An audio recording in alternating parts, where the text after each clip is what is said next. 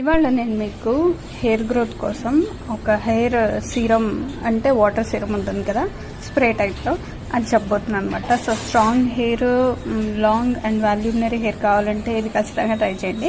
So ఇక్కడ వచ్చేసి నేను 1 స్పూన్ మెంతులు, 4-5 లవంగాలు, 2 స్పూన్లు రోజ్మెరీ, డ్రై రోజ్మెరీ ఉంటుంది కదా అది, అండ్ 1 స్పూన్ రైస్ తీసుకున్నాను, అండ్ 1 స్పూన్ వచ్చేసి కరివేపాకు తీసుకున్నాను.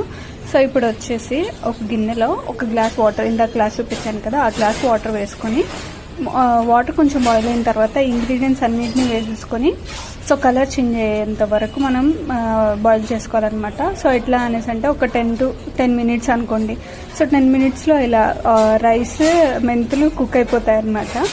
అండ్ ఇది ఎందుకు యూజ్ అవుతుంది అనేసి అంటే, దీన్ని వచ్చేసి 2 to 3 times స్ప్రే చేసుకోవాలి వీక్లీ హెయిర్కి, అండ్ వాష్ చేయడం అవసరం లేదు, అంత స్మెల్ రాదు అది.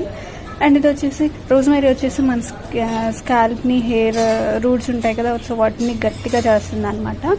అండ్ మెంతులు వచ్చేసి మన డాండ్రఫ్ ఏమైనా ఉంటే దాన్ని క్లియర్ చేయడానికి యూజ్ అవుతుంది. రైస్, కరివేపాకు వచ్చేసి హెయిర్ గ్రోత్, హెయిర్ వాల్యూమినరీ అవ్వడానికి యూజ్ అవుతుంది అనమాట. 2 to 3 times ఖచ్చితంగా ట్రై చేయండి. Thank you for watching.